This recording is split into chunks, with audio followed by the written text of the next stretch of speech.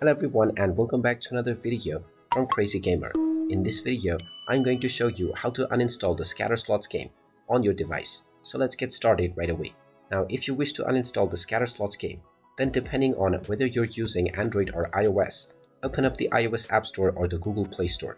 You can then tap on the search option and simply search for the Scatter Slots game. Once you find the game, tap on it and you will see the uninstall button.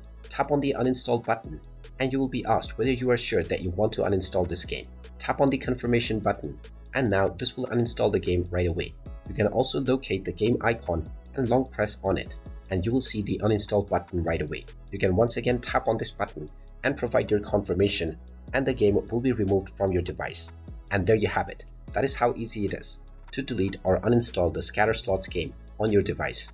If you find this video helpful, make sure you hit that like button and subscribe to our channel if you haven't done so already.